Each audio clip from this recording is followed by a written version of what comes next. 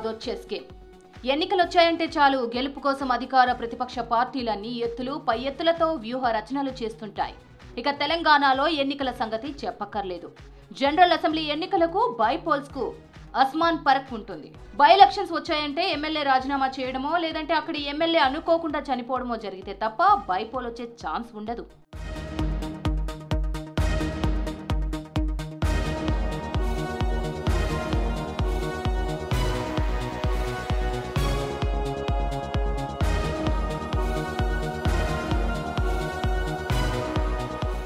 ప్రస్తుతం తెలంగాణ రాజకీయం మొత్తం జూబ్లీహిల్స్ బై ఎలక్షన్స్ చుట్టే తిరుగుతోంది. నవంబర్ 11న జూబ్లీ బై ఎలక్షన్స్ వార్ మొత్తం కాంగ్రెస్ వర్సెస్ బీఆర్ఎస్ అన్నట్లే కనిపిస్తోంది. రెండు పార్టీలకు ఈ ఎన్నిక చాలా ఇంపార్టెంట్. బీజేపీ కూడా రేస్లో ఉంది. ఎవరికి వారు గెలుపే లక్ష్యంగా గ్రౌండ్లో ఓటర్లను ప్రసన్నం చేసుకునే పనిలో పడ్డారు. అయితే ఈ ఉప ఎన్నిక కేవలం పార్టీల మధ్య పరీక్షే కాదు, తెలంగాణ ఓటర్ నాడిని గత 10 ఏళ్లలో బైపోల్ ఓటింగ్ ట్రెండ్కు పరీక్షగా మారింది.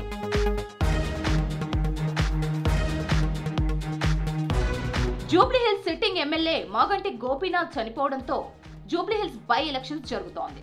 బీఆర్ఎస్ నుంచి మాగంటి భార్య సునీతను బరిలో దించగా రూలింగ్ పార్టీ కాంగ్రెస్ బీసీ స్ట్రాటజీతో నవీన్ యాదవ్ ను బరిలోకి దించింది.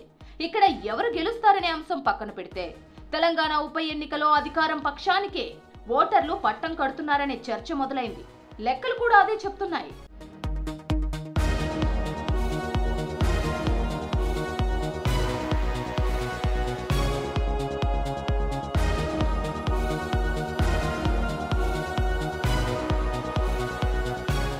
తెలంగాణ రాష్ట్రం ఏర్పడ్డాక సిట్టింగ్ ఎమ్మెల్యేల మరణాలతో జరిగిన 5 ఉప ఎన్నికల్లో 4 సార్లు రూలింగ్ పార్టీకే పట్టం కట్టారు ఓటర్లు.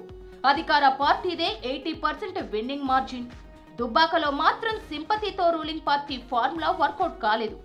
ఓవరాల్ గా చూస్తే 5 ఉప ఎన్నికల్లో 4 అధికార పార్టీ గెలిస్తే 1 సీటు ప్రతిపక్షం గెలిచింది. ఇప్పుడు మళ్ళీ జూబ్లీ హిల్స్లో టీఆర్ఎస్ క్యాండిడేటు చనిపోవడం వల్ల అక్కడ ఉప ఎన్నిక ఏర్పడింది.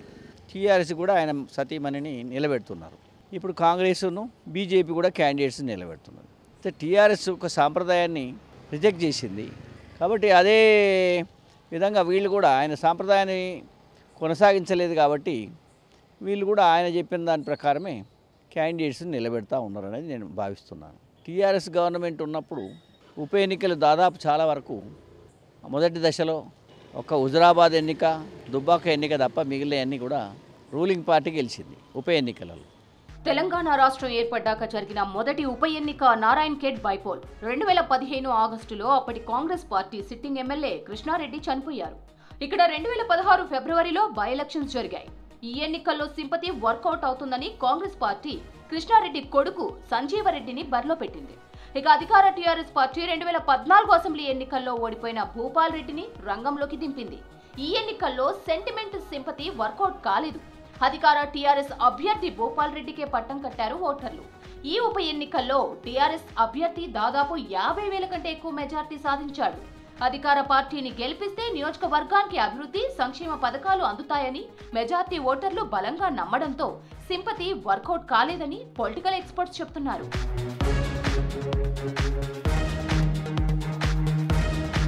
పాలేరు ఉప ఎన్నికలోనూ సేమ్ సీన్ రిపీట్ అయింది. సిట్టింగ్ పార్టీని కాదని జనం అధికార పార్టీకే పట్టం కట్టారు. 2014 జనరల్ అసెంబ్లీ ఎన్నికల్లో పాలేరు నుంచి కాంగ్రెస్ అభ్యర్థి రామరెడ్డి వెంకటరెడ్డి 20,000 మెజార్టీతో గెలిచారు. ఇక్కడ సెకండ్ ప్లేస్ లో టీడీపీ పార్టీ ఉండగా సిపిఎం థర్డ్ ప్లేస్ లో ఉంది. ఇక టీఆర్ఎస్ పార్టీకి కనీసం డిపాజిట్ కూడా దక్కలేదు. కేవలం 4,000 చిల్లర ఓట్లు మాత్రమే సాధించింది. కానీ రామరెడ్డి మరణం తర్వాత 2016 మేలో జరిగిన ఉప ఎన్నికల్లో టీఆర్ఎస్ పార్టీ నుంచి తుమ్మల నాగేశ్వరరావు 45,000 ఓట్ల మెజార్టీతో గెలుపొందాడు. ఇక్కడ సిట్టింగ్ స్థానాన్ని దక్కించుకోవడానికి కాంగ్రెస్ పార్టీ రామరెడ్డి భార్య సుచరితను రంగంలోకి దించినా సింపతి వర్కౌట్ కాలేదు.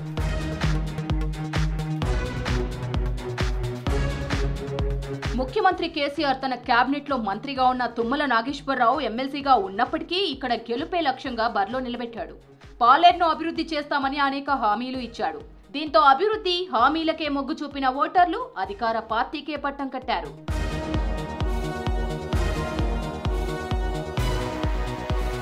రెండో ఉప ఎన్నికల్లో అధికార పార్టీకే ఓటర్లు పట్టం కట్టారు. కానీ దుబ్బాక ఓటర్లు మాత్రం బై ఎలక్షన్ లో అధికార పార్టీకి పట్టం కట్టకుండా డిఫరెంట్ తీర్పునిచ్చారు.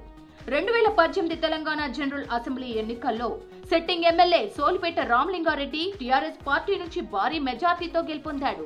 సిట్టింగ్ ఎమ్మెల్యే సోలిపేట అనారోగ్యంతో చనిపోవడంతో 2020 నవంబర్ 3న దుబ్బాక బై ఎలక్షన్స్ జరిగింది. అధికార TRS party sentiment sympathy work out అవుతుందని రామలింగారెడ్డి భార్య సోలిపేట సుజాతను బరిలోకి దించింది. కానీ ఇక్కడ టీఆర్ఎస్ పార్టీ అధికారంలో ఉన్నప్పటికీ రూలింగ్ బలం సింపతి ఏదీ వర్కౌట్ కాలేదు. ఇక్కడ బీజేపీ అభ్యర్థి రఘునందన్ రావు అధికార పార్టీ అభ్యర్థిని ఓడించారు.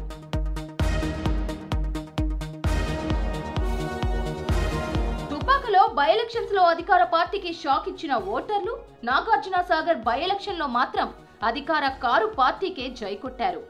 2018 ఎన్నికల్లో టీఆర్ఎస్ నుంచి నోముల నరసింహయ్య గెలిచారు. సిట్టింగ్ ఎమ్మెల్యే చనిపోవడంతో నరసింహయ్య ప్లేస్ లో టీఆర్ఎస్ పార్టీ ఆయన కొడుకు నోముల భగత్ ను బరిలోకి దించింది. ఇక్కడ టీఆర్ఎస్ పార్టీ రూలింగ్ లో ఉండడం, సిట్టింగ్ సీట్ కావడం, సింపతి వర్కౌట్ కావడంతో ఓటర్లు మరోసారి టీఆర్ఎస్ పార్టీకే పట్టం కట్టారు. సాగర్ లో టీఆర్ఎస్ గెలుపుతో మరోసారి అధికార పార్టీకే జనం పట్టం కడతారని నిరూపించింది.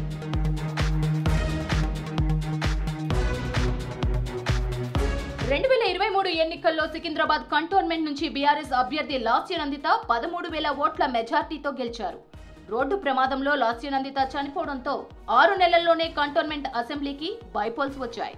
సిట్టింగ్ స్థానాన్ని తిరిగి దక్కించుకోవడానికి సింపతి వర్కౌట్ అవుతుందని బీఆర్ఎస్ పార్టీ లాస్యనందిత సోదరి నివేదిత సాయన్నను బరిలోకి దింపింది. కానీ ఇక్కడ సెంటిమెంట్ వర్కౌట్ కాలేదు. అధికార పార్టీ కాంగ్రెస్ అభ్యర్థి శ్రీ గణేష్ కంటోన్మెంట్ లో గెలిచారు.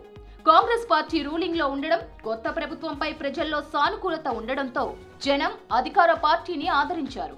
గత సంవత్సరం జరిగినటువంటి కంటోన్మెంట్ ఉప ఎన్నికల్లో టీఆర్ఎస్ అభ్యర్థిని ఎమ్మెల్యే లాస్యనందిత మరణించినప్పుడు అక్కడ కాంగ్రెస్ పార్టీకి చెందినటువంటి అభ్యర్థి విజయం సాధించాడు.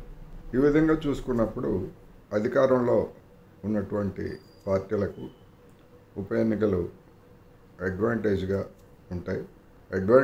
ఉంటాయి అనే దానికంటే ప్రతిష్టాత్మకంగా తీసుకొని అధికార పార్టీ వాటిని కైవసం చేసుకోవడానికి ప్రయత్నిస్తుందని చెప్పడం ఉచితంగా ఉంటుంది. ఏమైనా ఈ ఎన్నికల్లో సానుభూతి అనేటువంటిది పెద్దగా పనిచేస్తుందని కూడా చెప్పలేము. అది కంటోన్మెంట్ ఎన్నికలో రుజువైంది. 2021లో నాగార్జున సాగర్ ఉప ఎన్నికలో అధికార పార్టీకి పట్టం కట్టిన ఓటర్లు 2024లో జరిగిన కంటోన్మెంట్ ఉప ఎన్నికల్లోనూ కొత్త పాత అనే తేడా లేకుండా అధికారంలో ఉన్న పార్టీకి పట్టం కట్టి రూలింగ్ పార్టీకే తమ ఓటంటూ సమాధానమిచ్చారు.